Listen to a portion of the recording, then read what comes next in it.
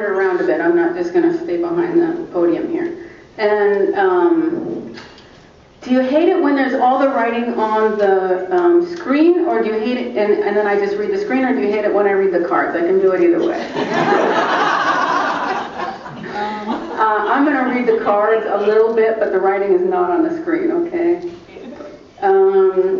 I came to visit, I feel like a rock star. It's going to live in California, right? So I came to visit your chapter at your anniversary, the Silicon Valley chapter anniversary, which was in November. In November. In November. It was fantastic. I loved it. Beautiful library, Helen. Really high water.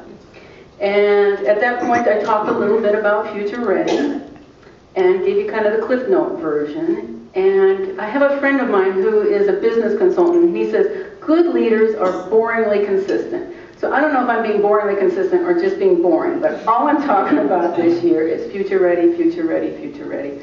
Because I think it's absolutely essential that we focus on not just what we're doing right and what we need to do now, but how to position ourselves, how to be more aggressive, how to do new things in new ways and become future ready. And if you came to think that I'm going to give you all the answers, this will be a short conversation, because I don't have all the answers. I'm convinced that this room has the answers, that all the other chapters that I'm talking about too have the answers. That SLA, we do. We're bright people, we're engaged, we have a really great sense of community, and we have the answers. And I feel comfortable saying that because I live in Portland, Oregon, and the president of ALA is also in Portland, Oregon. I had a lovely chat with her, and she says, I don't have all the answers either. So I feel very comfortable not having the answers. And there's so much ambiguity going on that I don't know that a person who said they had the answers, that would be entirely believable.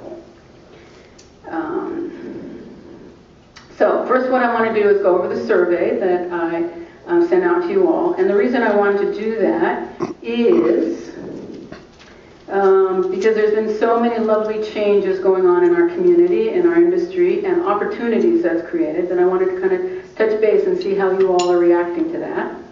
And then I want to talk to you a little bit about Future Ready, and then engage you in this great project we've got for SLA around the Future Ready blog. Okay? Let's go. So, the chapter survey, 68 people responded. Really love seeing that you feel like you're prepared. That's really beautiful. I gave the same survey to the Minneapolis chapter, and they were a little bit more on the sevens, and I thought they were really, further, faster type people, and that I'm really anxious to get going, but they were a little bit more, a little further down. And how important is being future ready? Amen. I agree that we really need to, and I'll show you a couple slides in a second, that really kind of reinforce this idea too, that it's really important for us to focus on not just what we're doing now, but this tsunami of, I actually read something today about zettabytes, so beyond petabytes and zettabytes, a million gigabytes. So gigantic amounts of information that are being produced, and how do we organize, access, and deliver against that. Which skills make you future ready? A lot of you are familiar with the SLA alignment project, right? And so aligning with your company's initiatives and values is a big hit on that. Love to see that, because one, I was talking to my group of students here, and I just recently heard a designer, Ross Lovegrove, and he's talking about low-fat design. And I thought that was a lovely idea about really reducing the amount of materials you use and really being able to have an immediacy with the consumer. And when you talk about aligning with your company, that's what you're doing. You're reducing the amount of chaff, and you're really focusing on what's going to be highest value. Does that make sense? Yeah? Someone head nodding? Remaining open to new career opportunities also. I think that's really huge in terms of being ready for the future. Is not just what we're doing now, but all the potentials that we have, additional potential we have. And of course, staying active in our professional organization. I'm SLA this year, so thank you very much. That's terrific, great. Your level of social networking adoption. people are feeling comfortable with that. That's lovely. I would also argue that there's worlds within worlds on that. The more you know about it, the more you need to know. The more you learn. You know, are you doing in-text? Are you doing SEO, SEM? You know, just how aggressive are you getting with that? Is this branding for your own personal website, and you're doing LinkedIn and Facebook and Twitter, or is it beyond that? So I think there's worlds within worlds. If you had 10K to improve your department, is this any surprise to you all? No? People really want training and development. And when I talked to Minneapolis chapter, they actually really wanted training and development and then content. So I thought that was an interesting juxtaposition. You all want more staff. Yeah, get those people doing stuff for us. And what gets in your way? You've got these great ideas, you've got the great content, you've got the great staff. What gets in your way? I don't know what will be most effective. So that tells me in terms of content that we can provide through SLA, that those evaluation skills and tools will be very useful. And actually, I shared this when I talked to the Minneapolis chapter. I shared that information with the board, and so I'll share this information with them as well. And then I need more money. Nice. That 100K, I want that too. So then I want to talk to you about Future Ready, and I'll pass that on to your group if you're interested in talking about that. So what's going on in our industry now? A lot of us entered the profession for the love of books, but here it is. It's about the information, and we're talking gigabytes and terabytes and petabytes and zettabytes. I actually think that there's still the same core at the middle of that we know that information has the power to move hearts and minds. One of the things I love about this Guy Kawasaki book is just his tagline, The Art of Changing Hearts, Minds, and Actions. And that's what information does and has the potential to do. It makes it a noble profession. Now, information is everywhere, and that certainly can be a threat or an opportunity. It really can be something that that there's two sides to the coin. It can be something that's eroding that we had tremendous value in. It can also offer us opportunity in no areas. And I gotta remember, so we know there's been tremendous amount of upheaval in the economy. And this is 2009 when we had some of the, tremendous amount of layoffs. And I actually talked to Pam Rollo. She's the chair this year of the New York chapter. I talked to Pam Rollo at that time.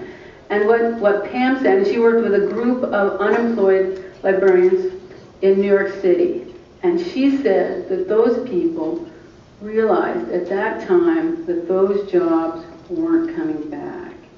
It wasn't a matter of just waiting for the jobs and the industry to reconnect. It was really a strategic shift. And I'm convinced that even if we didn't have that economic downturn, that because of many other things going on in technology and the way our users work with us, that we would still have a transformative time within our industry.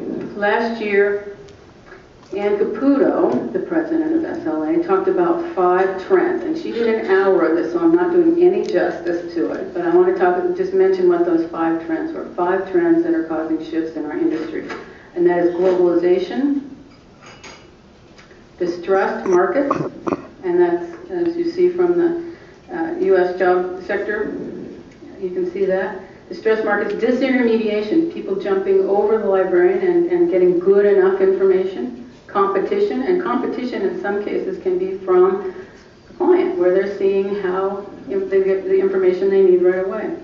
And then finally, disruptive technologies, right? There's lots and lots of disruptive technologies that are happening right now. So I wanted to throw a couple ideas out to you with disruptive technologies. And I'll say disruptive technology, and if you can answer me what it's disruptive of. Skype is disruptive of... Yes. Cell phones were disruptive of. LinkedIn was disruptive of. Classified ads. Classified. Good. This is my favorite. eHarmony is disruptive of? Yeah, they get that, right? Some people say bars. I love that.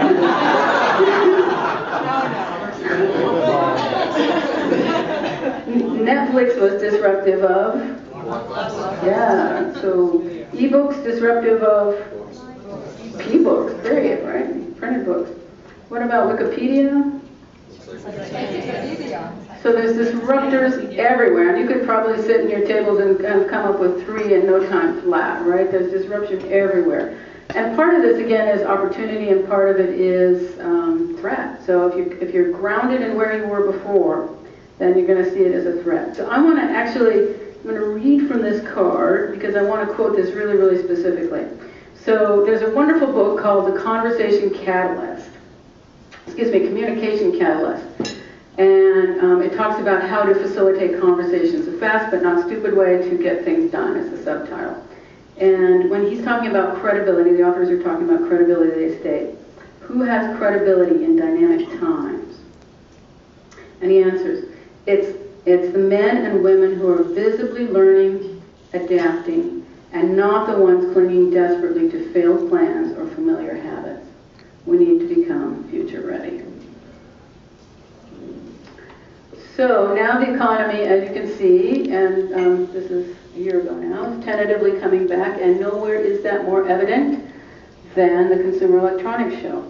And I grabbed Cindy Hill, and we went, because she's the planner after Libby, and we went down to the Consumer Electronics Show. We wanted to see, touch, and taste what's going on in this new economy. We really wanted to be able to get tangible ideas of just how fast things are changing. And certainly the pace of change is not going to subside. There are 80 new tablet-like devices that were released. There were 20,000 new consumer products that were announced. There was 140,000 people there at that little city.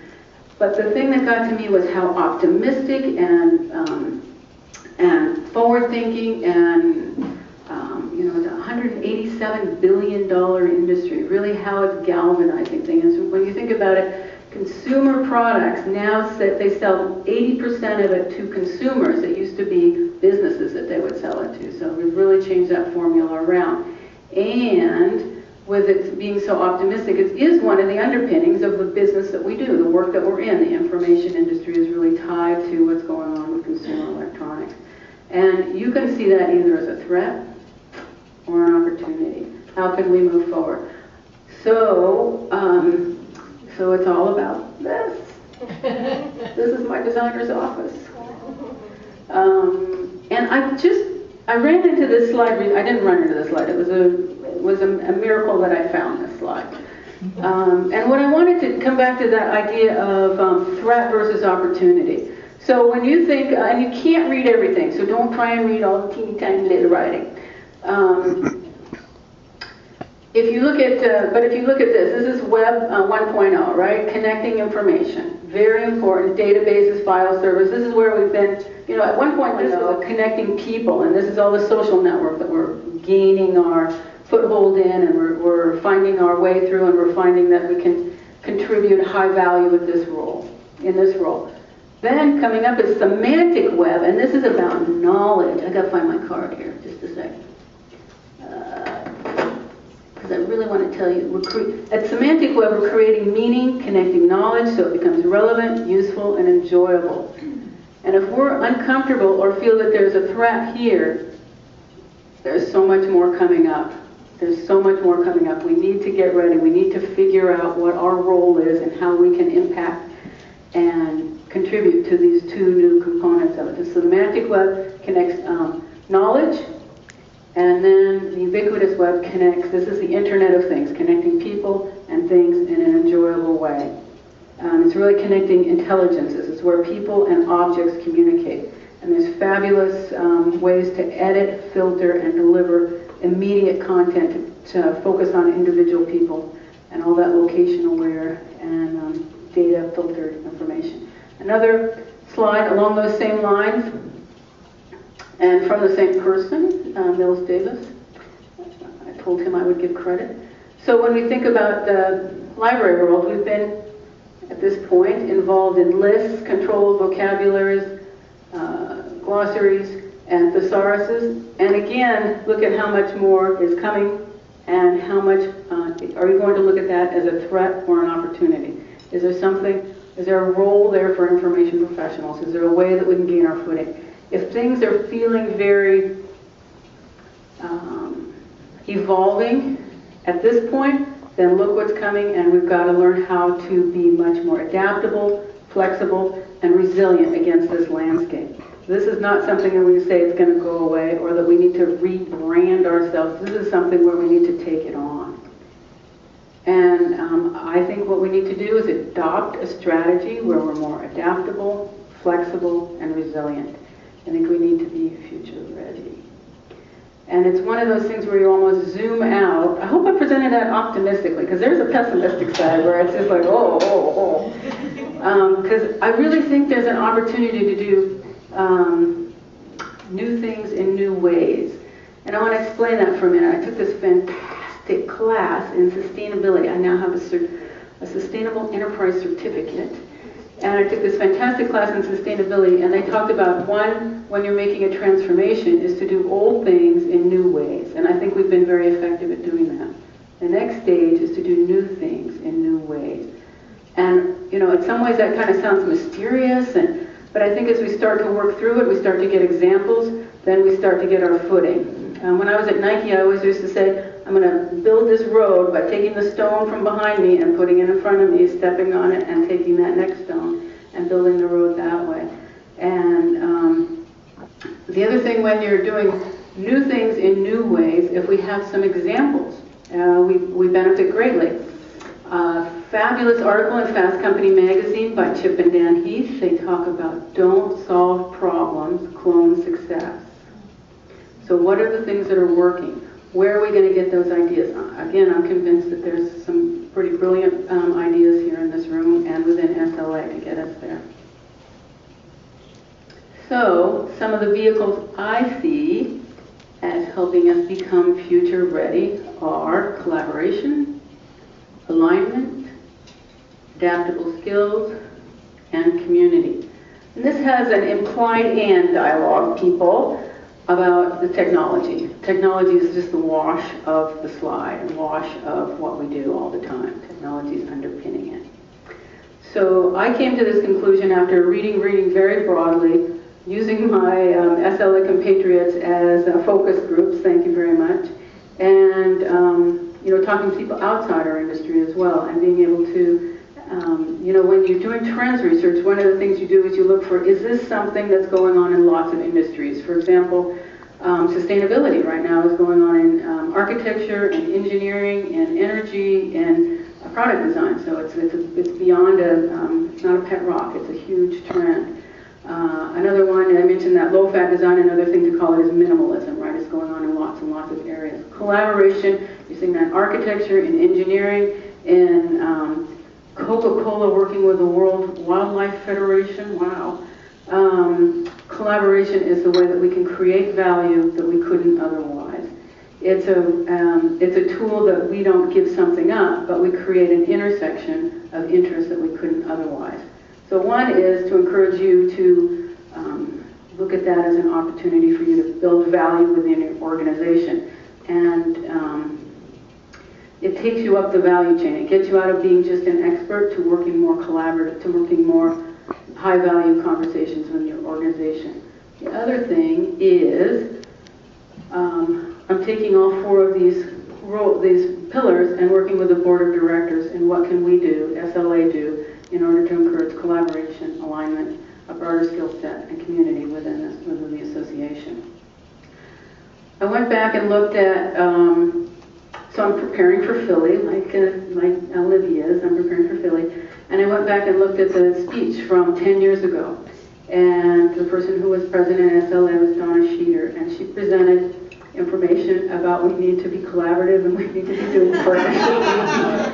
And so I think there's a real sense of urgency to this now, though. One is that there are intersections between other associations. I think that we can take advantage to everybody's benefit. including, hopefully, the whole ecosystem, which would include content producers and users, so the whole ecosystem. And that's an exploration stage. At this point, you don't want to see how the sausage is being made. But collaboration, I think, is a huge advantage for us. And SLA has a lot of flexibility. So with divisions, we have a new division on user experience. And so there's that's my take on collaboration. And hopefully it's something that we can see some new things coming up shortly. Alignment. This word has many meanings within this is a kind of inside baseball. Within SLA, it has a certain meaning. One is the SLA Alignment Project. And here's my Ellis Bader speech version of that, which is using the language and values of the community you serve. So you're aligned when you use the language and values of the community you serve. Alignment is also being able to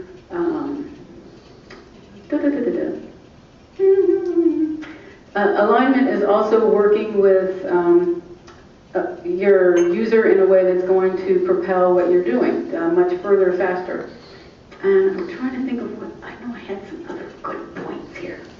Yada, yada, yada.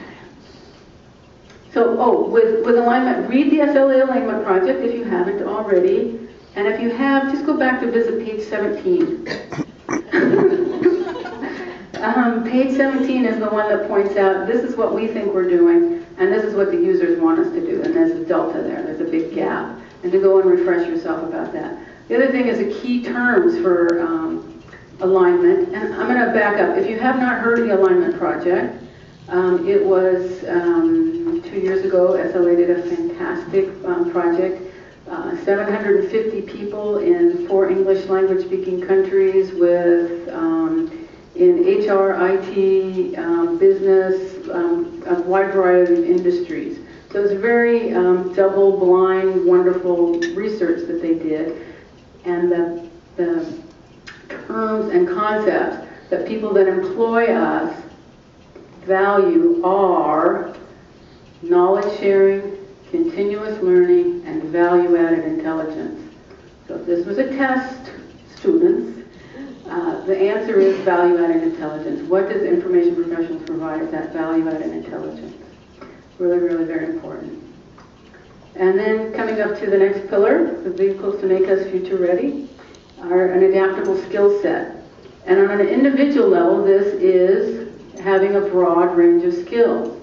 I mentioned my sustainability certificate. I'm driven to do something that's going to broaden the impact I can make. What are you doing to make your skills more agile, flexible, and resilient? What are you doing to make yourself more up to date?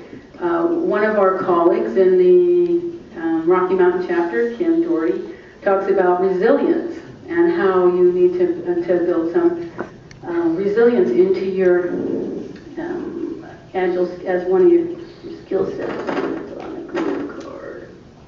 So I want to tell you about how she frames it up because it's kind of wonderful.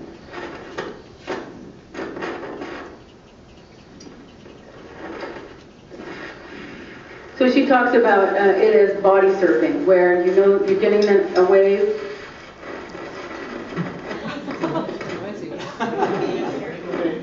where you're body surfing. Okay. We can go without. Can we hear? Okay. So body surfing, where you know you're going to get the next wave, but you also know it's a wave. It's not something that's going to last forever. And you need to position yourself for the next wave and not just hold on to what's already passed. So you really need to be very resilient. And it's one of those things where until you get that, it hurts. I can testify to that myself. The other thing with adaptable skills that I want to emphasize is we don't need to be maximized, we need to optimize. Coming back to this whole idea, I mentioned this sustainability class I took. They say in the world of energy, you don't want to maximize, we don't want to just do fossil fuel, you want to optimize, you want to have solar and geothermal and what's the other one? Wind. Yes, wind and wave. Fire. Many different kinds of energy, and that's the way you're going to build resilience into the system. That's the way you're going to build adaptability into the system. And that's what we can do, one, within our own skill set, and two, within our association. Bring this into the association, knowledge management, KM, IT, HR, people that are going to build relationships with and will make us more robust. And then finally, community. And this is one of the things too, coming back to this, the sustainability class, literally it added neurons to my brain. They talked about when you have a distressed community. I'm not saying this is a distressed community, but I wanted to use that as an example. When you have a distressed community and you're working on social well-being, you do not lead with technology or finances. What you lead is building personal relationships. Yes, you build on making sure that the relationships are strong and robust, and then the community itself can figure out what it needs and how to work. And the community itself does the prioritizing and does the fundraising and does what it needs in order to thrive. It's not pulling something out from outside, but from within, inside. And one of the things that I would like to work on with that is we need to be more active. We need to actually do things. We've had this fantastic SLA alignment project, so we've done the thinking. Now we need to do the action. And one of the small actions we can do is draw on a board. Now, this is reinforcing the idea of community, that we really need to strengthen the bonds within our own community. And I think that hopefully by this time, it's already early May, that you've all heard of the Future Ready blog. And the idea of this is to look to you to tell us what are the bright spots, what are the ways that we are doing things that are going to make us future ready. What are the different puzzle pieces that we can put together that you can contribute to the betterment of this organization so that we can all become future ready? What are the components that we need to be able to open up? And this is a key piece, that we need to see what's emerging, not just what we're going through this transformation, but what's emerging, what's happening next. What are the threads that we need to, Kawasaki's book, so we'll have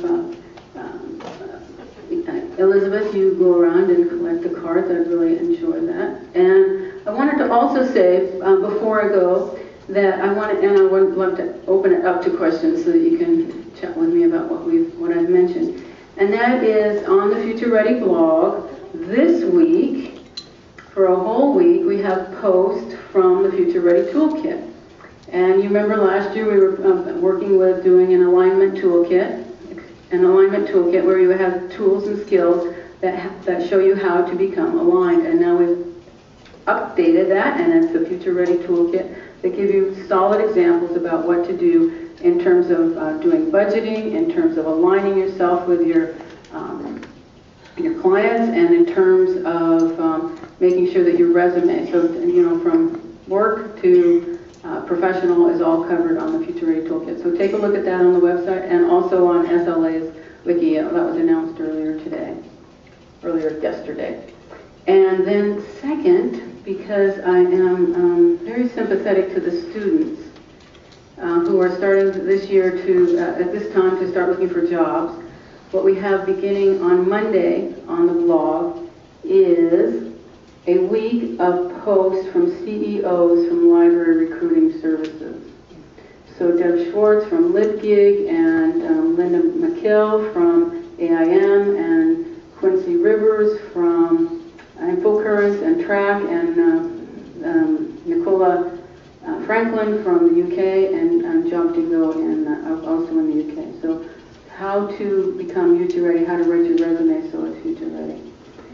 And I hope there's some ideas in there that you can grab onto. One of the things I do want to emphasize is this is something that the Board of Directors is taking on. We've got a strategic visioning project we're going to be doing in June, and we're going to be doing it along these lines: collaboration, agile skill set, alignment, and making sure that we're building community at the same time.